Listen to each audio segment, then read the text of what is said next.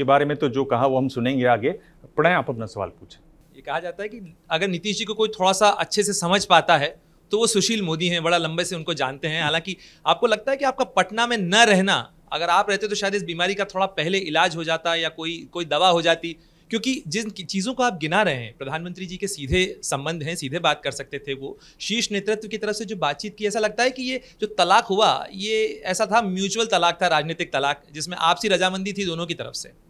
नहीं, देखिए ऐसा नहीं है, और मैं भी उनको कितना समझता था मैं ही जानता हूँ। मैं उन सारी बातों को कहना या बताना नहीं चाहता, इसलिए कहना उचित नहीं होगा कि मैं अगर आता तो संभाल लेता, सारी चीज़ें ठीक हो जाती, ऐसा है। और मुझे तो लगता है कि मैं उस दलदल से निकल गया और मैं राज्यसभा में आ गया।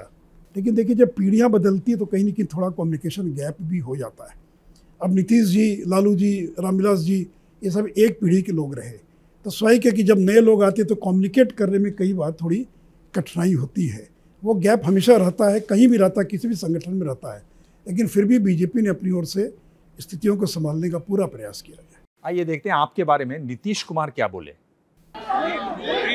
से तो मेरी मित्रता रही है, अब उनको काहे नहीं बनाया? अगर वो बने रहते तो आज ये नौबत नहीं आती। मोहर लगा दी आपके नाम पर और बीजेपी में आफत कर दी आपकी। मेरे लिए तो मुश्किल कर दिया। ये कैसे हुआ कि आपने इतनी घनिष्ठता बना ली नीतीश कुमार से? नीतीश कुमार का घनिष्ठ होने के लिए क्या होना चाहिए? कुछ नहीं होना चाहिए। नीतीश कुमार किसी के भी घनिष्ठ नहीं हो सकते। आज तक आपका नाम ले रहे हैं। घनिष्ठ मतलब ऐसा घनिष्ठ तो बहुत लोग हैं ना, मैं ही थोड़ी हूँ।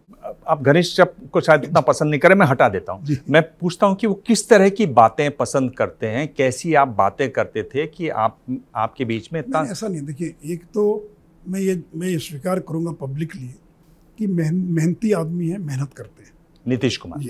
And he is a good administrator. यानी जिस आदमी की जो अच्छाई है उस पर मैं कभी भी जो है, लेकिन एक अच्छा प्रशासक हो सकता है लेकिन धोखा भी तो देने वाला हो सकता है। अपने प्रशासनिक का गुण होना और अपने सहयोगियों को धोखा देना, दोनों में कोई कॉन्ट्रडिक्शन नहीं है, वो तो दिखा दिया उन्हें कि कोई कॉन्ट्रडिक्शन नहीं है। और कुल मिलाकर एक ईमानदार नेता, इसमें कोई दो मत नहीं है। लेकिन बाकी जो वो सत्ता में बना रहने के लिए, जैसे औरंगजेब ने और सत्ता में रहने के लिए कुछ भी कर दिया, तो वैसे ही नीतीश जी है कि सत्ता में रहने के लिए वो कुछ भी कर सकते हैं और कर रहे हैं, दिखाई पड़ रहा है। आपने फिल्म शोले देखी है ना? बहुत दिन हो गया। मौसी का सीन याद है आपको? उसमें वो बड़ी तारीफ करता है धर्मेंद्र की, अमिताभ बच्चन, तो तारीफ भी करता है, ये भी बताता है कि ये और क्या क्या करते हैं। तो मुझे कुछ लगा कि कुछ ऐसी दोस्ती आपकी है नीतीश कुमार से। जो उनकी quality is a very good administrator, no doubt. अच्छे प्रशासक है, ईमानदार है, इसमें भी कोई दो मत नहीं है। तो ये दो गुण राजनीति में बहुत बड़ी चीज़ है जो बहुत कम लोगों में देखी जाती है। आपने नीतीश कुमार की बड़ी तारीफ की, अच्छे एडमिनिस्ट्रेटर हैं, मेहनती हैं, लंबा अनुभव है सरकार चलाने का। क्या ये गुण किसी भी व्यक्ति को पीएम मटेरियल बनाते हैं या पीएम कैंडिडेट के लिए मुफीद बनाते हैं? ये पीएम मटेरियल तो इस देश की 120 करोड़ जनता, जब देवगौड़ा बन सकते हैं, इंद्र कुमार गुजराल बन सकते हैं, तो बनने के लिए आपके पास संख्या बल चाहिए ना। तो इसलिए कोई क्षेत्रीय दल का व्यक्ति अगर प्रधानमंत्री बन गया तो इससे ज़्यादा दुर्भाग्य देश का नहीं होगा। लेकिन वो स्थिति नहीं आने वाली है, देश उससे बहुत आगे निकल चुका है। 90 का दौर इस देश ने देख लिया, 80 और 90 का दौर, उस दौर में दोबारा देश कभी नहीं जाएगा। सुशील जी, आप ये कह रहे हैं कि ये जो मुख्यमंत्री जी ने कहा आपके लिए मुश्किल खड़ी हो गई, आप मुश्किलें तो खुद भी अपने लिए खड़ी कर रहे हैं, क्योंकि आपने जो पिछले दिनों बयान दिया उसमें कहा कि हमने केवल उन्हें तोड़ा जिन्होंने हमें धोखा दिया। फिर आपने आगे कहा कि जैसे महाराष्ट्र में शिवसेना, अब उद्धव ठाकरे का गुट कह रहा है कि ये जो शिवसेना के बागी गए हैं, जो कह रहे थे कि ये विद्रोह है, दरअसल में ये बीजेपी की चाल थी।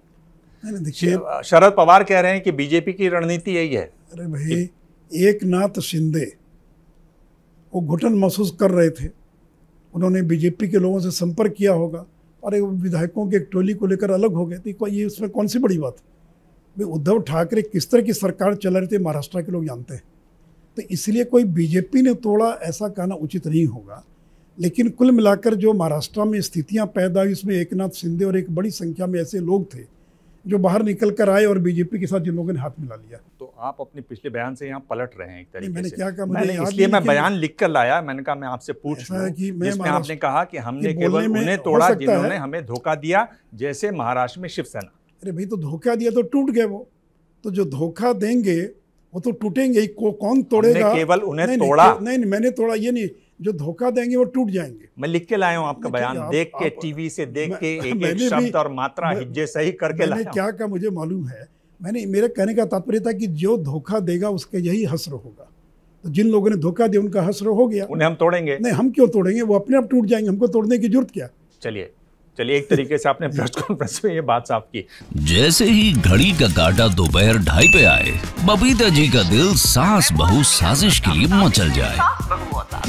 और ये है इनकी बहू, पूरे दिन ऑफिस की टेंशन हो जाए गॉन जब ये करें अपना फेवरेट शो फ्री टाइम पे ऑन। इनकी तरह आप भी देखें अपना फेवरेट शो अपने टाइम पर और डाउनलोड कीजिए ABP लाइव ऐप अपने स्मार्ट टीवी पर।